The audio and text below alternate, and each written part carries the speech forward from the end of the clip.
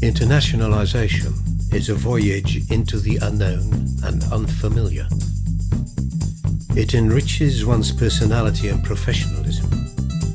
One comes back wiser and richer, with deeper insights in education and in training for teaching, and with a stronger ambition to improve teacher training, a never-ending process. And this goes for students, staff, and organizations alike.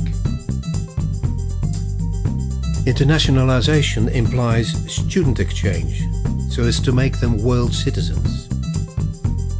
And in our view, it also implies college-to-college exchange, a two-way transfer of knowledge, experience, and concepts.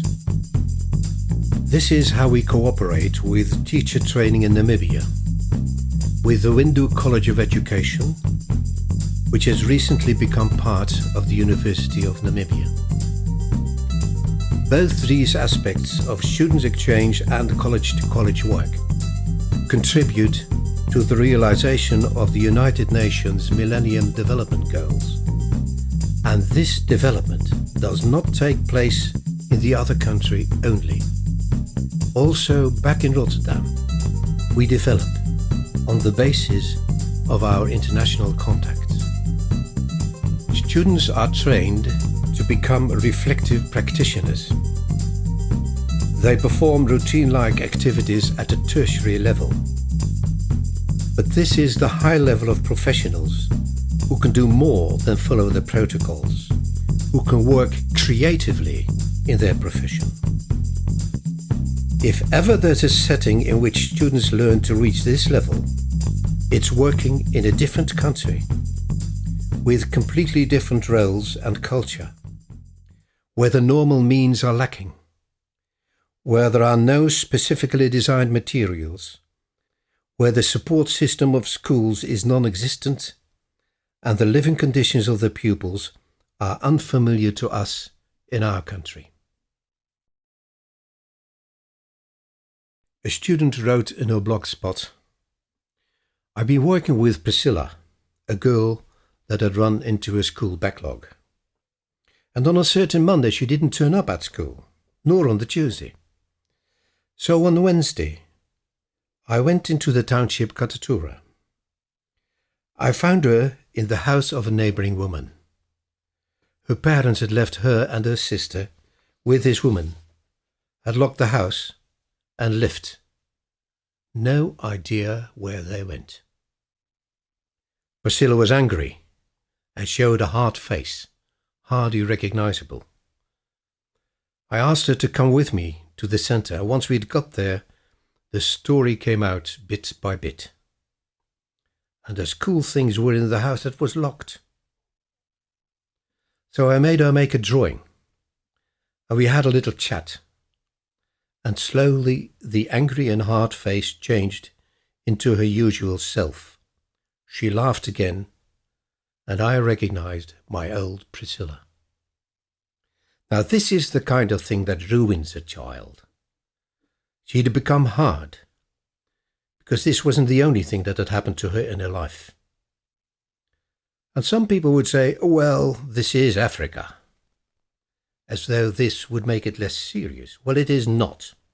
Black or white, it ruins people down to the ground. If this centre of the Havana school weren't there, what would happen to Priscilla and so many other children like her? This confirms what the manager of the centre said in an interview. It is not by myself that I am who I am today. Besides students' exchange, there is the other area of cooperation, the college-to-college approach.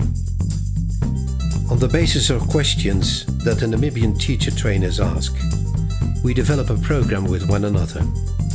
And here, we are talking about such topics as curriculum development and implementation. The thing is that in our teaching practice, we work with many schools. All schools in Windhoek.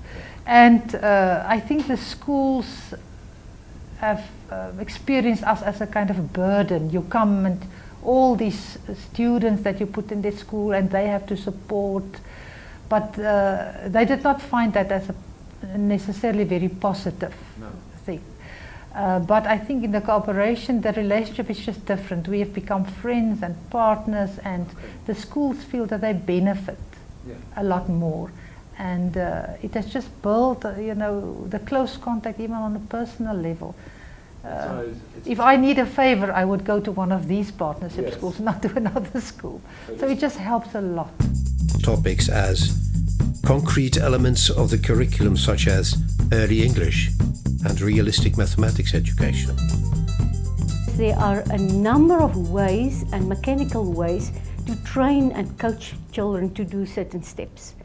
But it takes a lot of time, and not all the children takes to it. To some of them it's simply too difficult. And at the stage you realize that something is missing. And then you have to fall back and realize it's the number concept. But when you refer to realistic mathematics, I wasn't quite sure what it was exactly. I thought it was very much as we call it street maths. And street maths is just basically that you apply your problem sums or problem algorithms to regular things around you. No.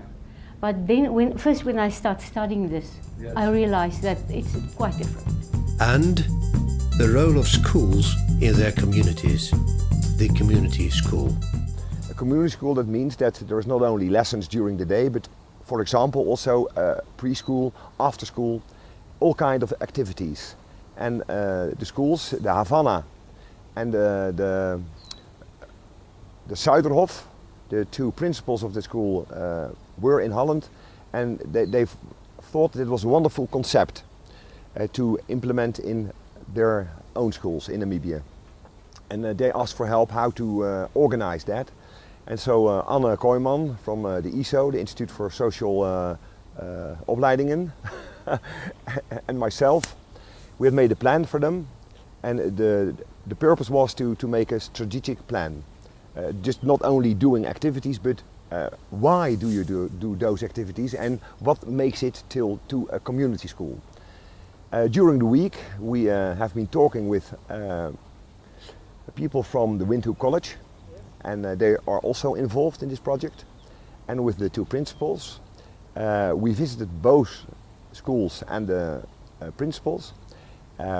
We made a questionnaire before, and we've been walking along that questionnaire and asked them to think, why do you want to be a community school? The Rotterdam approach to teacher training is basically that of vocational training. It's competence-based and takes the development of the student as a starting point and as an objective. The Rotterdam training model serves this objective effectively, and it is therefore put forward as an effective and trustworthy instrument for curriculum construction. The implications of this approach are wide. They vary from the very first stage of content selection through all stages up to and including assessment at the end. A good working relation with the schools is vital for the quality of such a program. It requires high-level professional staff and strict quality management at all levels. As a concrete curriculum content, we develop the teaching of and in English at an early age.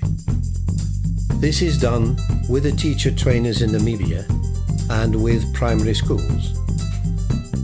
The Rotterdam University cooperates with the Rotterdam project Early Bird, which has found widespread recognition in the Netherlands.